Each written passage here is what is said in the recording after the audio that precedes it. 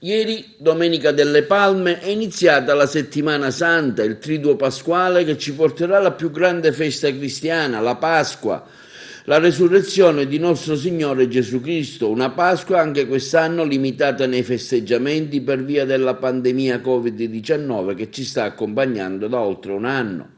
Nonostante ciò il programma è stato stilato nelle sue varie articolazioni. In cattedrale è tutto pronto, il protocollo di prevenzione è stato già sperimentato per le altre celebrazioni, con la presenza di fedeli, il cui numero massimo è stabilito in 200 per ogni celebrazione, come ci illustra Don Giuseppe Pontillo, parroco della cattedrale di Agrigento. La settimana santa ad Agrigento e nella Basilica Cattedrale si adatta, si adegua a quello che è il periodo della pandemia che stiamo vivendo.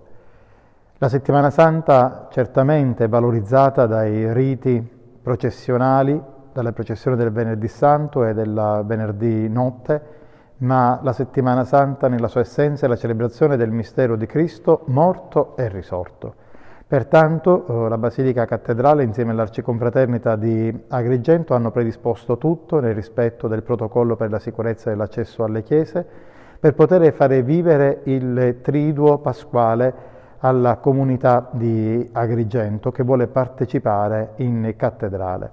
Il giovedì santo nel Triduo alle ore 19 l'Arcivescovo di Agrigento e il Cardinale Francesco Montenegro presiederà la Santa Messa della Cena del Signore, la Messa in Cena Domini, e alla fine ci sarà un momento di preghiera con la reposizione di Gesù Eucaristia nell'altare della reposizione stessa. Il Venerdì Santo è il momento particolare, specialmente per la tradizione di Agrigento.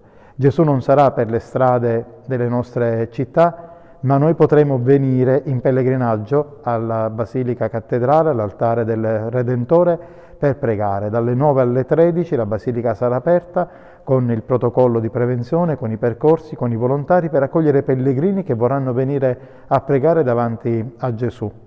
Nel pomeriggio invece alle ore 16 ci sarà l'azione liturgica con la venerazione della croce, lo svelamento della croce, e sarà presieduta dal nostro arcivescovo, e alle 19:30 il momento di preghiera con il coro di Santa Cecilia che ci preparerà alle 20 al saluto, al messaggio che il nostro vescovo invia alla diocesi e alla città. Abitualmente veniva fatto alle 24 davanti alla chiesa di San Domenico in piazza Municipio, quest'anno sarà alle ore 20 in cattedrale.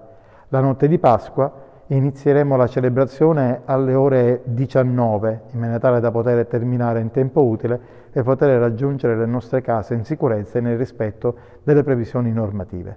La domenica di Pasqua, le Sante Messe, qui nel centro storico, alle 8:30 nella chiesa di Sant'Alfonso, alle 11:30 nella Basilica Cattedrale e alle 19:30 sempre alla Basilica Cattedrale. Nell'invitarvi a vivere il senso profondo di quello che è il mistero della Pasqua, il mistero della passione, della morte e della risurrezione di Gesù, vi invitiamo a vivere i riti, le celebrazioni, rispettando la prevenzione per il Covid, per vivere così bene la nostra Pasqua. E anche quest'anno sarà una vera Pasqua se vivremo davanti a Gesù, nell'attesa di poterci reincontrare come grande assemblea e vivere insieme come comunità cittadina il mistero della redenzione.